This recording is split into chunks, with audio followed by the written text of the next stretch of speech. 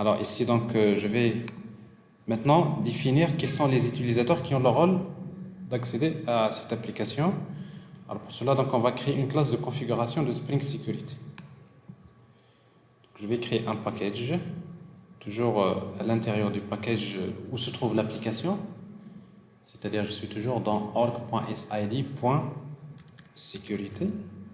C'est le package dans lequel je vais créer une classe de configuration que je vais appeler security config. Alors security config, donc voilà, pour personnaliser la configuration, on a besoin d'hériter de quelle classe? Web Security Configure Adapter. Alors ça, c'est une classe de configuration. Également, on va utiliser Enable Web Security.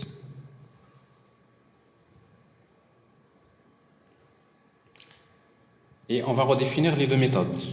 Configure, qui reçoit un objet Authentication Manager Builder. Et une deuxième méthode configure, qui reçoit l'objet HTTP Security. Alors pour maintenant les utilisateurs. Alors on va dire quels sont les utilisateurs qui ont le droit d'accéder à l'application. Alors cette fois-ci on ne va pas utiliser in-memory authentication parce qu'en nous les utilisateurs on a une couche service dans laquelle on peut gérer les utilisateurs et leur rôle. Alors c'est pour cela on va utiliser donc authentication. On va lui dire d'utiliser authentication.user_details_service. C'est-à-dire on va lui dire que la gestion des utilisateurs, c'est-à-dire les méthodes qui permettent de charger un utilisateur sachant son username, il se trouve dans la couche service, dans une implémentation d'une interface detail service. On a juste besoin de l'injecter. Alors private user detail service, user detail service. On a besoin de bcrypt password encoder. À tout ça, donc vous les ajoutez, donc vous faites l'injection via AutoWire si vous voulez. AutoWire.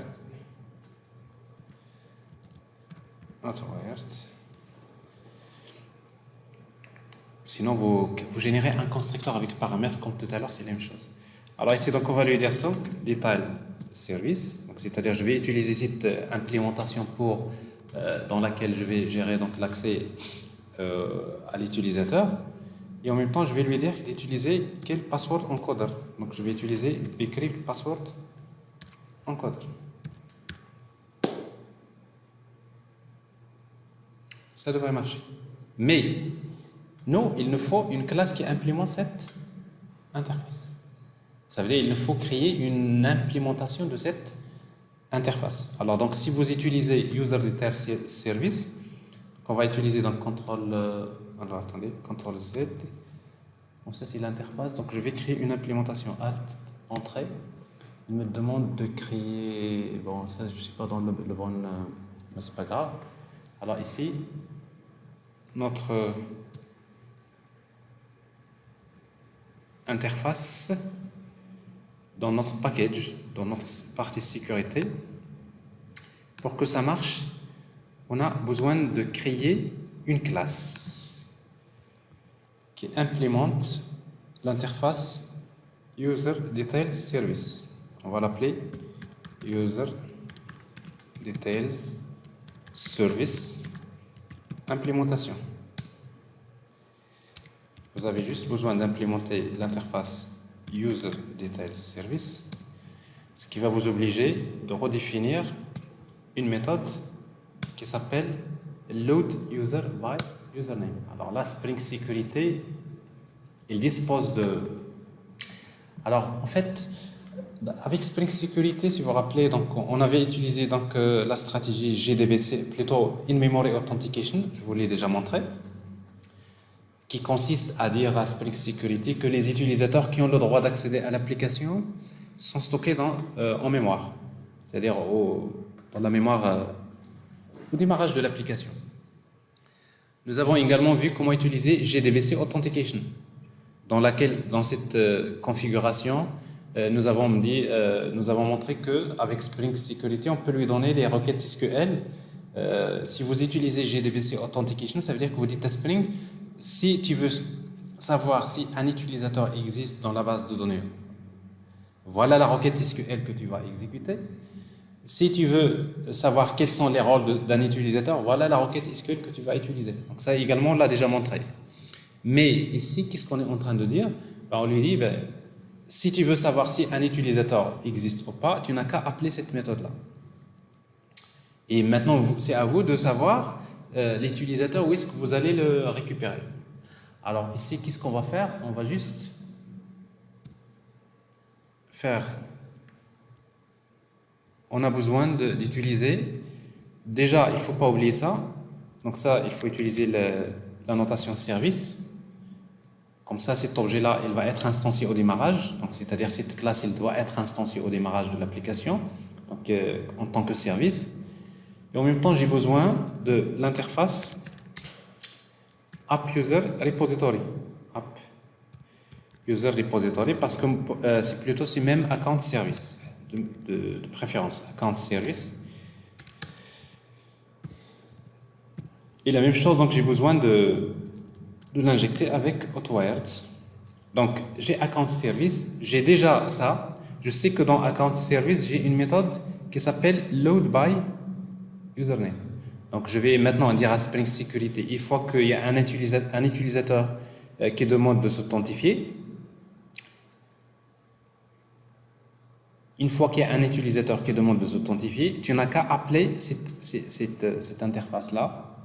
Et une implémentation de cette interface, on devrait l'avoir dans notre contexte, ici.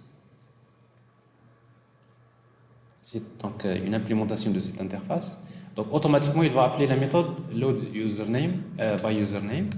Et après, on va utiliser donc app user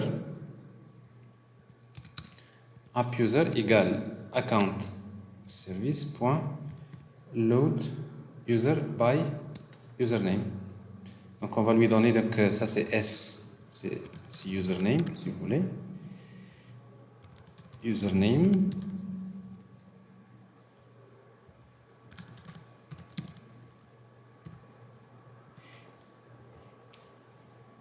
Après, if app user égale à nul, c'est-à-dire que l'utilisateur n'existe pas. Alors dans ce cas-là, on va générer une exception throw, une exception de type user not found exception. User not found exception. Avec un message user name not found exception.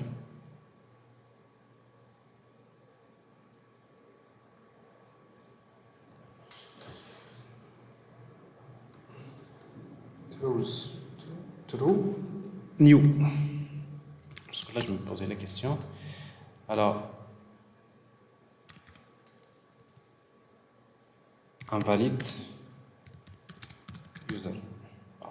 C'est juste un message.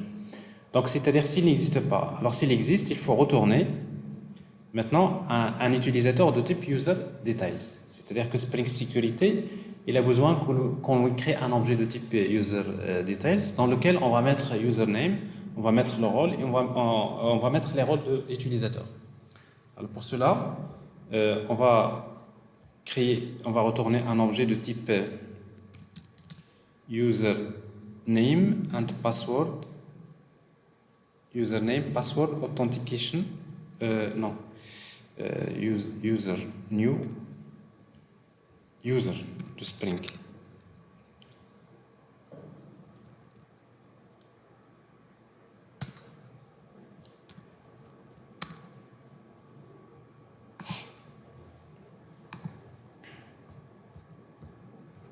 Je vous l'ai montré la dernière fois, donc ici.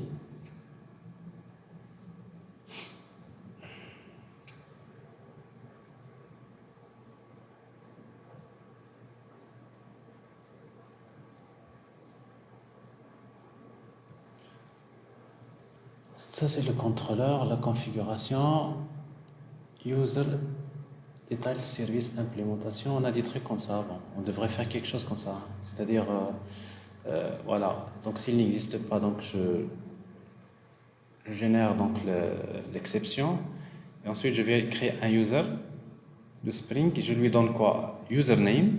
C'est quoi username? C'est le username que j'ai récupéré. Et le mot de passe, c'est le mot de passe que j'ai récupéré à partir de la base de données. Mais par contre, les rôles, ça devrait être une collection de type Granted Authority. C'est-à-dire, j'ai besoin de créer une collection de type Granted Authority et dans laquelle je vais mettre, je devrais parcourir les rôles de l'utilisateur qui est chargé, qui se trouve dans ma base de données. Pour chaque rôle, je vais ajouter à cette collection Granted Authority, donc un objet de type Simple Granted Authority, et je lui donne le nom du rôle. Donc autrement dit, moi je récupère mon utilisateur quelque part, je récupère mes rôles quelque part, et les types, c'est mes types que j'ai créés, mais après j'ai besoin de transformer soi-disant mes données vers un objet user qui est fourni par Spring. Parce que Spring, lui, si vous lui retournez un objet de type user, donc automatiquement, il va l'utiliser dans son contexte. Donc, globalement, c'est ce qui va se passer. Alors, c'est ce que je vais faire ici. Donc ici, AppUser, j'ai AppUser. Donc, je vais déclarer une collection de Granted Authority. Donc, authorities égale new released. Et après, je vais parcourir AppUser que j'ai récupéré .getRoles. J'ai les rôles for each. Pour chaque rôle R, je vais ajouter à authorities add. Pas besoin de tout ça.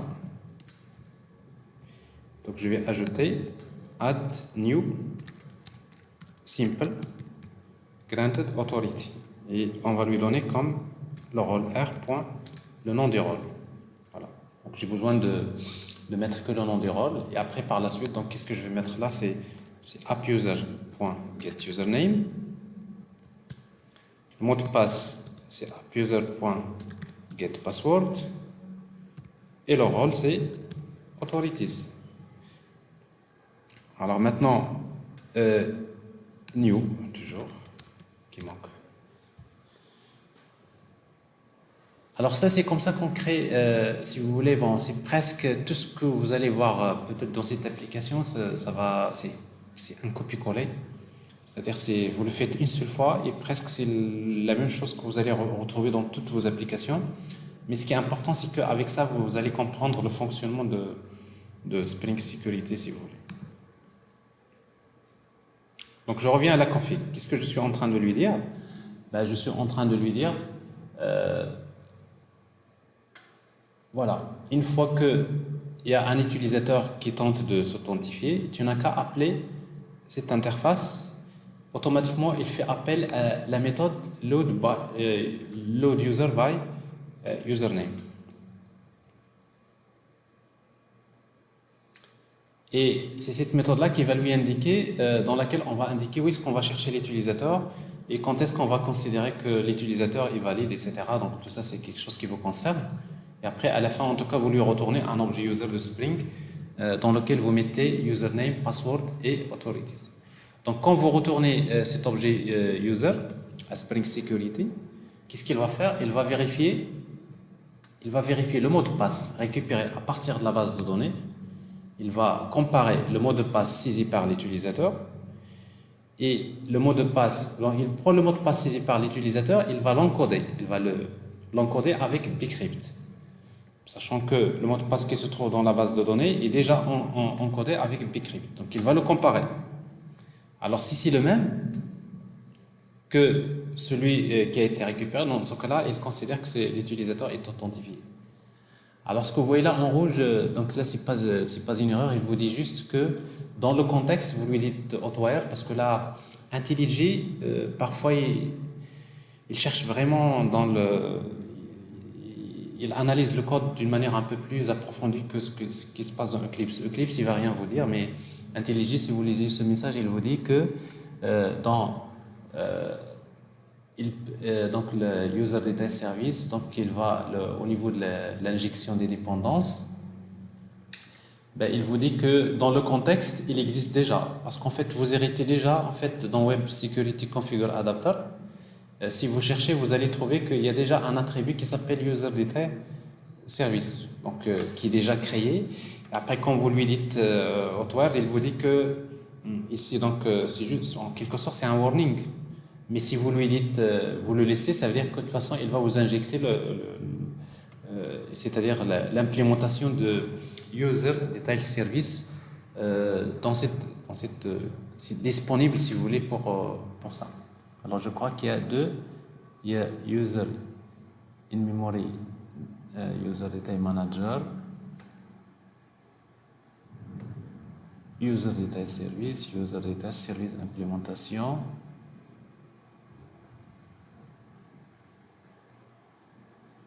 Ok, en tout cas, bon, ça ne devrait pas poser de problème.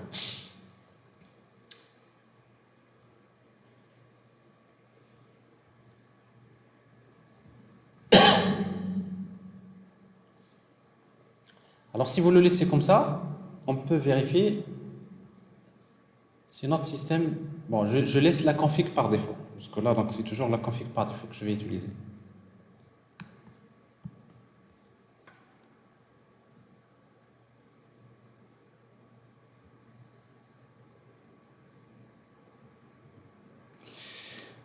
Alors, on va tenter d'accéder, par exemple, à la liste des app users, APRS. Oh, il nous demande de s'authentifier. Je vais mettre admin 1, 2, 3, 4. Et si tout se passe bien, ça devrait passer. Bon, pas de problème. Alors, ici, donc, une fois que je suis authentifié, mais jusqu'à présent, j'ai gardé l'authentification par défaut. Ça veut dire qu'il a utilisé l'authentification basée sur les sessions. Alors déjà ici, donc pour chaque utilisateur, je vois username, je vois le mot de passe, je vois activate et je peux voir les rôles.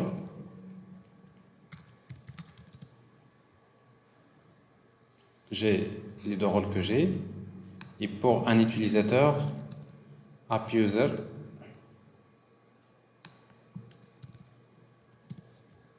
j'ai par exemple l'utilisateur voilà, 1, je peux voir ses rôles. Alors, c'est quoi ses rôles? C'est user. Alors, l'utilisateur 4 qui est le rôle admin, il devrait avoir deux rôles.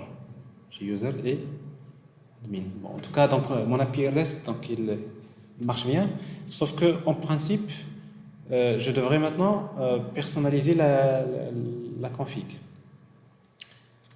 Alors, déjà, il faut que je dise qu'est-ce que je veux moi dans mon application. Alors, dans mon application, ici,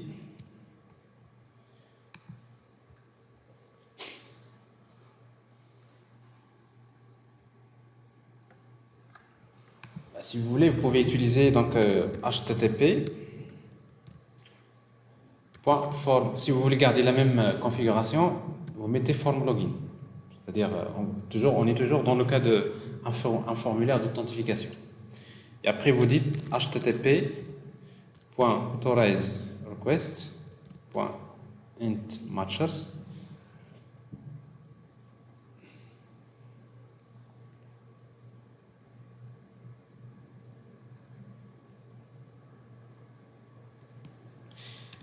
On va utiliser par exemple /app juste pour faire un test. Hein. app users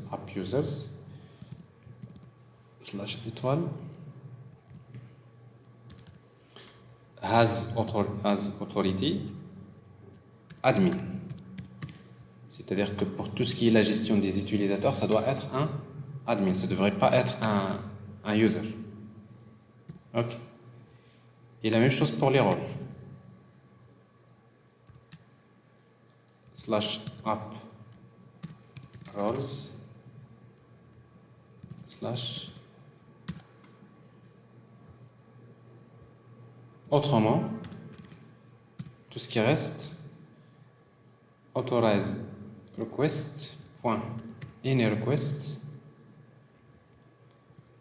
authenticated. On peut faire quelque chose comme ça. Alors tout ça, parce que là,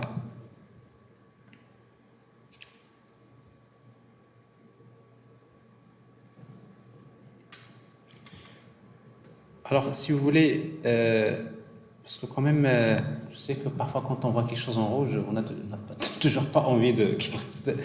Alors si vous voulez éliminer ce problème-là, au lieu de d'injecter l'interface, vous pouvez utiliser User Detail Service Implémentation. Alors là, vous êtes plus clair. Vous lui dites, injecte-moi une instance de cette classe. Alors, du moment qu'il implémente déjà l'interface, donc ici, il n'y a pas de problème. Et si vous lui dites, injecte-moi une instance de cette classe, comme ça, s'il y a une confusion avec d'autres classes qui implémentent l'interface, donc ça règle le problème. Ici. Mais là, bon, là, vous utilisez une classe, si vous voulez, de préférence de garder toujours les interfaces. Bon, c'est juste si vous voulez pas avoir... en fait, si vous travaillez avec peut-être un autre IDE, il ne va pas vous signaler ça. Hein, parce que Eclipse, lui, il s'en fout. Il ne veut pas vous dire... c'est très difficile de savoir, pour un IDE, de savoir, dans le contexte de l'application, est-ce qu'il y a un objet bcrypt, est-ce qu'il n'y a pas, combien d'instances. Alors, en fait, IntelliJ, il est très fort à ce niveau-là. C'est-à-dire que vraiment, il analyse un peu la structure de votre application. Donc, il vous donne des indications qui sont très importantes pour quelqu'un qui fait le développement. En tout cas, c'est pas le cas de Eclipse. Même si pour nous, ça devrait marcher sans problème. Parce que Eclipse, pour lui, se base sur le principe de compilation. Syntaxiquement, c'est bon, pas de problème. Mais au moment de l'exécution, s'il y a quelque chose qui cloche, vous allez voir plein d'exceptions qui vont apparaître au moment de l'exécution. Alors, si on fait ça,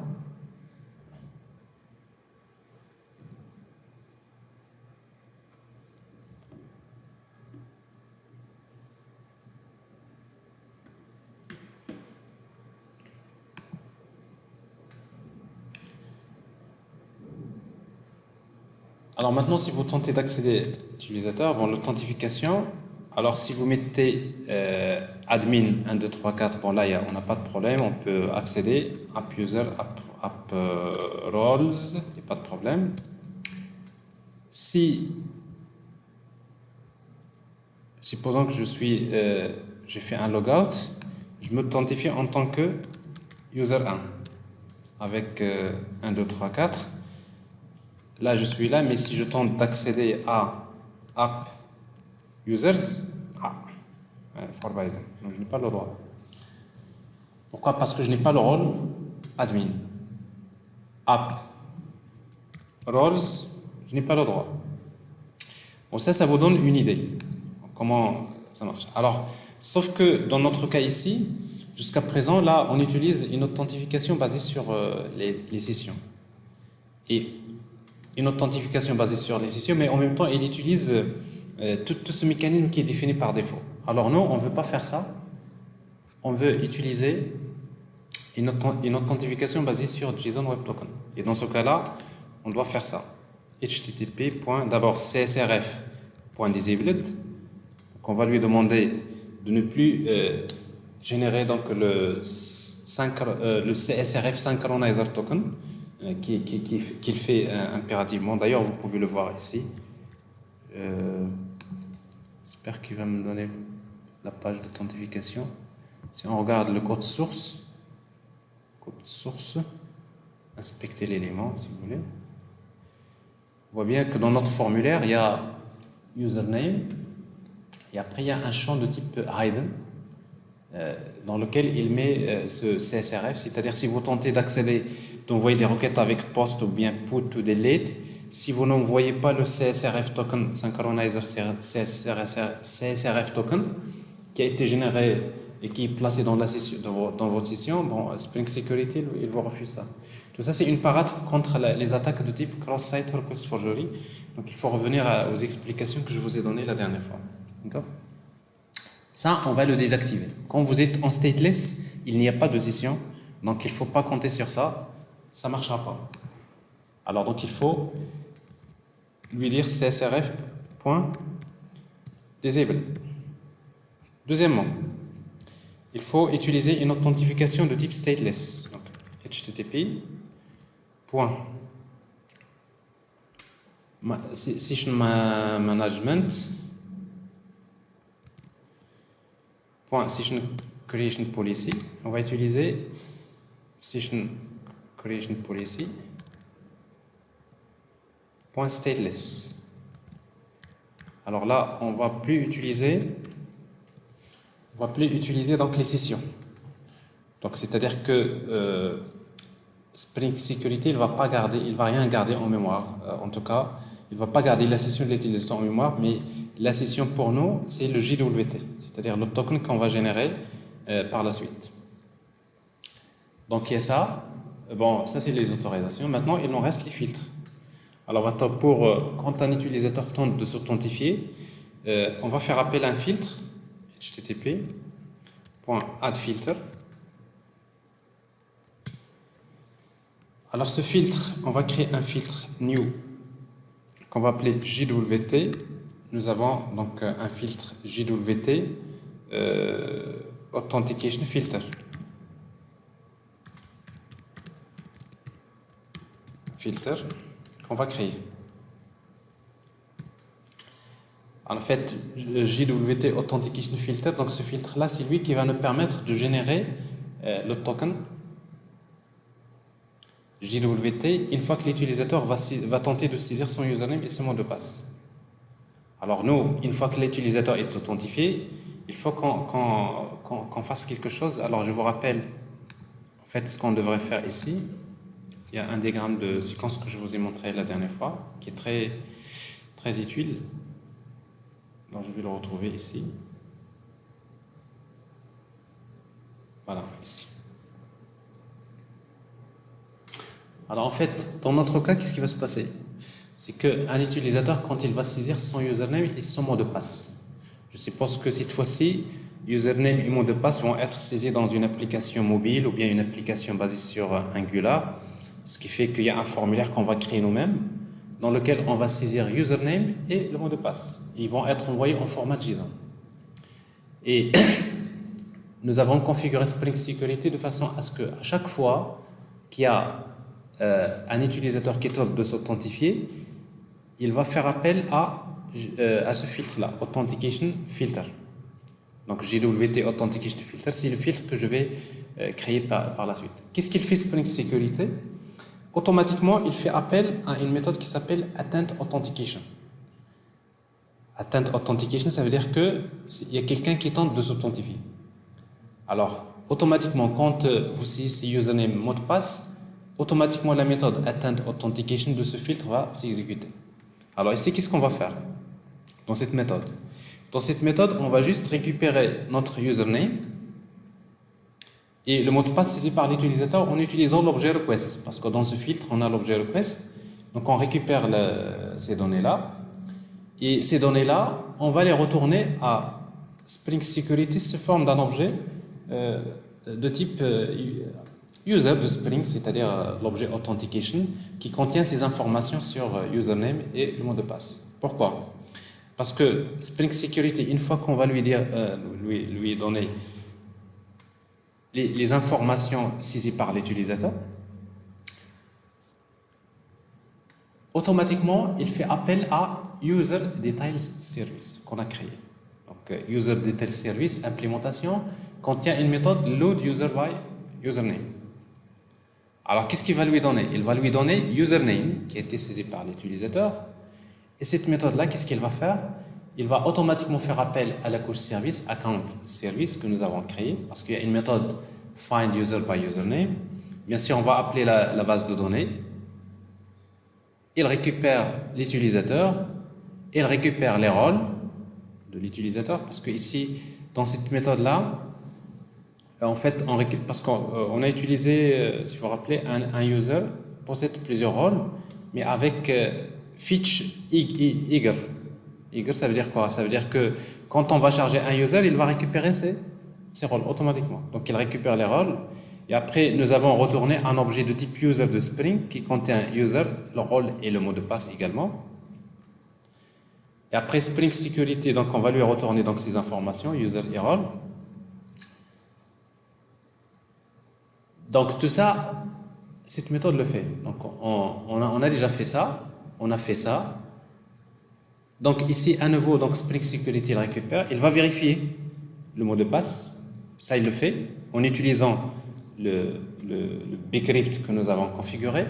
Si le mot de passe saisi par l'utilisateur et celui qui est retourné de la base de données sont bons, qu'est-ce qu'il fait? C'est à ce moment-là qu'il va encore appeler une autre méthode de cette classe qui s'appelle JWT Authentication Filter et dans laquelle on devrait implémenter une méthode Successful Authentication. Et dans Successful Authentication, qu'est-ce qu'on va faire? Là, on va faire un travail important. C'est ici que nous allons générer le token en utilisant JWT. Et pour cela, donc, à ce niveau-là, donc, on va appeler une librairie JWT qu'on va utiliser. On va lui demander de nous construire un JWT avec tous les paramètres que l'on souhaite. Donc, il va nous construire un token JWT qui contient la date d'expiration, qui contient le username, il contient également le rôle, les rôles de l'utilisateur. Il contient plein de choses, donc toutes les revendications spécifiées dans le JWT. Donc dans notre cas, on va en tout cas générer notre token correctement. Alors ce JWT, une fois qu'il est généré, hop, on va l'envoyer, on va l'ajouter dans la réponse avec une en-tête authorization. Et bien sûr, cette en-tête-là, il contient donc le JWT, sachant que le JWT se compose donc du header, du payload et de la signature. Alors bien sûr, la signature, nous avons déjà expliqué que nous pouvons choisir soit RSA, qui nécessite d'avoir deux clés, une clé privée et une clé publique. Ou bien on peut utiliser donc HMAC, qui va se baser sur une clé privée pour calculer la signature du token. Bon, la signature, elle est avec le token, c'est important. Donc, on envoie donc le JWT et ce JWT-là va être envoyé au client, à l'application, la partie front-end si vous voulez, et on le stocke quelque part. Donc, ça, c'est la première étape, c'est l'authentification. Comment faire l'authentification, comment récupérer donc le JWT et le stocker dans le contexte de l'utilisateur. Ok? Il est 13h. Alors ça, c'est en quelque sorte, c'est ce que nous allons faire ici. Alors juste, je vais créer donc cette classe-là et on va la laisser, donc on va l'implémenter tout à l'heure après la pause. Alors je vais créer donc cette classe. Okay. Créer la classe dans le même package. Alors cette classe JWT Authentication Filter devrait hériter d'une classe. Alors ce filtre là que nous avons ici, je vais vous le montrer rapidement. Je vais revenir en arrière.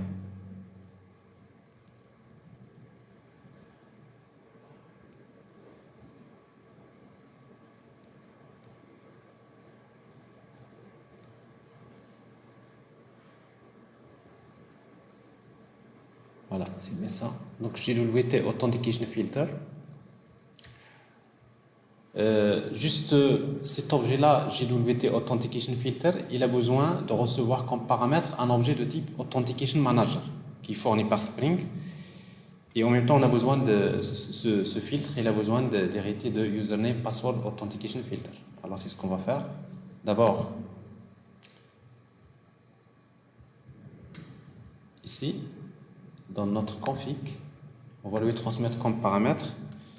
Il y a une méthode qui s'appelle Authentication Manager qui permet de retourner l'objet Authentication Manager. Okay. Alors ici, username, password Authentication Filter. Alors ici, bien sûr, donc nous avons besoin d'un objet Authentication Manager Builder. Authentication Manager Builder. Il y a un constructeur avec paramètres. Ok. Donc on a besoin d'un constructeur. C'est normal parce que ici, donc, quand je fais appel à ça, quand je fais new JWT Authentication Filter, je lui transmets un objet de type Authentication Manager Builder. Alors, a priori, Authentication Manager Builder. C'est ça le constructeur JWT Authentication Filter. Pourquoi?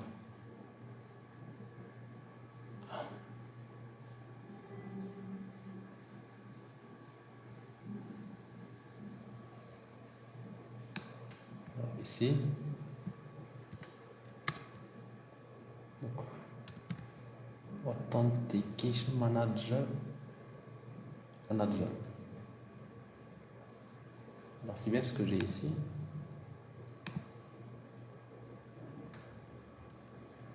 Donc ici, dans la config,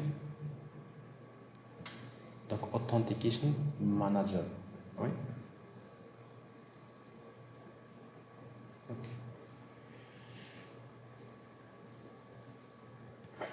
A priori, pas de souci.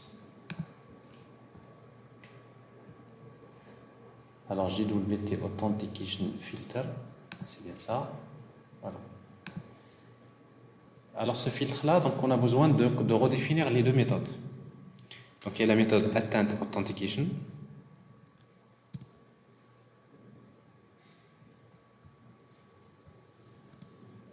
Et la méthode Success Authentication. Successful Authentication. Et vous pouvez également ajouter, si vous voulez, le cas d'échec. L'authentification, si vous voulez ajouter. En fait, il y a d'autres méthodes, mais ici, pas, on peut le access denied, je crois que c'était fail, voilà, authentication failure handler. Bon, ça on n'a pas besoin de toute façon ici. Donc on a besoin donc de définir donc ces deux méthodes que vous voyez là. Donc authentication, atteint authentication et successful authentication. Ah, c'est pas builder, c'est normal. C'est pas normal. Authentication manager. Donc notre filtre, il définit un objet Authentication Manager. 10.authentication manager. C'est pas builder. Authentication manager. Bon, tout ça c'est.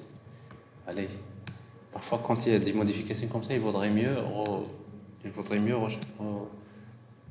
régénérer le constructeur.